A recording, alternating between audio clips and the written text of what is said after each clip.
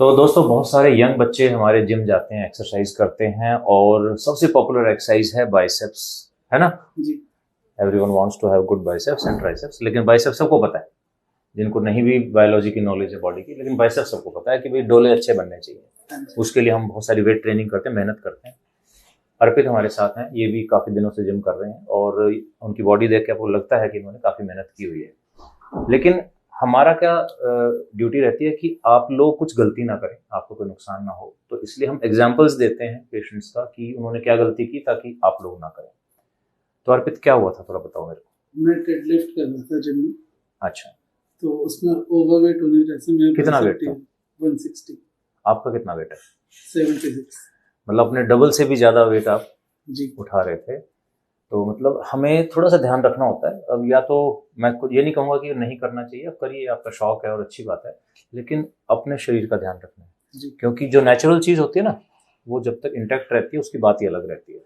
तो हुआ क्या कि अचानक यहाँ दर्द हुआ, कुछ आवाज़ आई अंदर से, टूटने की कुछ आवाज़ आई, दर्द भी हुआ, उसके बाद दर्द हुआ।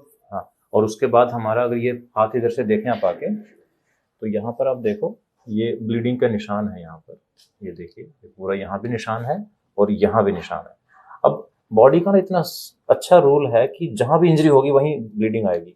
अब जो बाइसेप्स है, ये मसल आप देख रहे हैं, तो ये नॉर्मल मसल नहीं है, देखने में आपको लग रही है, लेकिन आपको पहले हम नॉर्मल दिखाते हैं।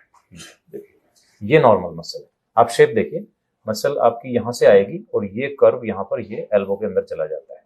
अब इसको देखते हैं, ये मसल यहाँ से आई और ये सडनली डिप कर, ये जो डिप बन गया ये नॉर्मल नहीं है, ये मसल यहाँ तक आकर फिर जानी चाहिए। अब एक बार फिर कंपेयर करते हैं, ये देखो ये आ रही है, ये पूरा स्लोप है और ये मैं यहाँ आ गया हूँ एल्बो के सामने। अब अगर यहाँ देखें तो मैंने यहाँ से स्टार्ट किया, एल्बो यहाँ है लेकिन मेरी फिंगर यहीं डिप कर गई है। क्यों? क्योंकि जो बाइसेप्स की अटैचमेंट थी यहाँ पर, ये जो हमारी रेडियस मसल बोन होती है उसके ऊपर बाइसेप्स जाकर अटैच होती है, तो वहां से अटैचमेंट टूट गई, उसकी वजह से यहाँ पर ब्लीडिंग आ गई है। तो बिल्कुल क्लासिकल है, जब मसल वापस चलेगी वहां से टूट कर पीछे चली गई तो उसकी ब्लीडिंग की वजह से यहाँ निशान आ गया है। तो बिल्कुल क्लासिकल है। अब हम इसका एक्शन देखते हैं। पहले नॉर्मल मसल खींचो जी अपनी तरफ, ये देखिए, ये बाइसेप्स को जब हम पुल करते हैं तो ये शेप आती है, बिल्कुल क्लासिकल। अब इसको करिए, देखिए इसकी शेप वो नहीं आ रही है, यहाँ पर आपको खड्डा जैसा दिखाई दे रहा है, खाली जगह दिख रही है, यहाँ पे डिप है, तो ये नॉर्मल शेप नहीं आ रही है। दोनों को एक साथ करो, अब करो दोनों को, अब आपको डिफरेंस देख सकते हैं, राइट? तो यहाँ पर ये बल्ज है लेकिन यहाँ पर ये सडन डिप हो रहा है, तो this is called biceps tendon tear. कोई भी मसल होती है उसकी दोनों तरफ अटैचमेंट होती है, जहां से स्टार्ट होती है उसको ओरिजिन कहते हैं, जहां पर जाके खत्म होती है उसको इंसर्शन कहते हैं। मसल के तीन पार्ट होते हैं, बीच वाले पार्ट को मसल बेली कहते हैं।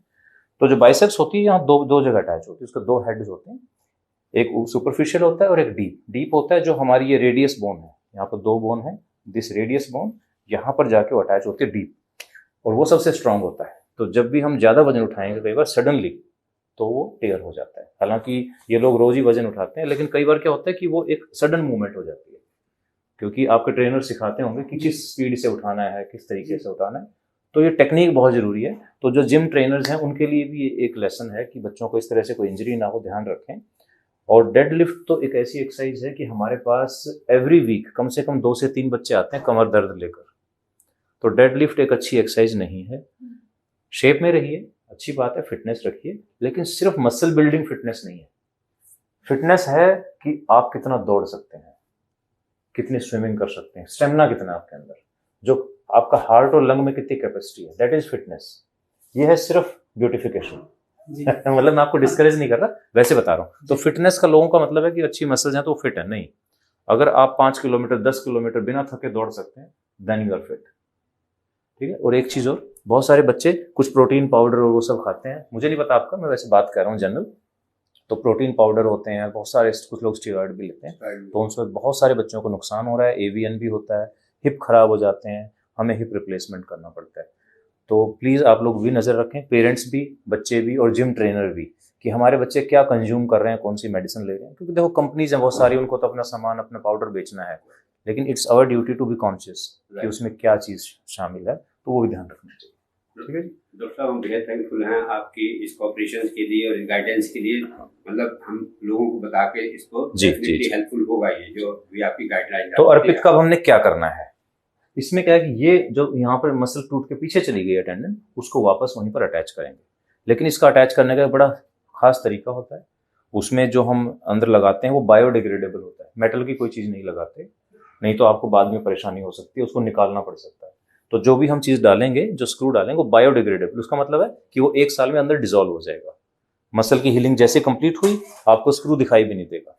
So this is the best part. आजकल स्पोर्ट्स में जितने भी स्पोर्ट्स इंजरी के हमारे बच्चे आते हैं, शोल्डर वाले, नी वाले, सब में हम सारे इम्प्लांट्स बायोडिग्रेडेबल यूज करते हैं, ताकि ना तो कभी वो एक्सरे में दिखे, ना वो चुभे, ना कोई दोबारा सर्जरी की जरूरत पड़े।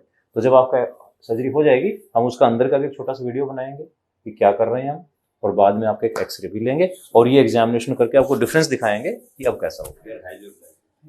हाँ जी, आपका कोई सवाल? ठीक है, ठीक है, थैंक यू।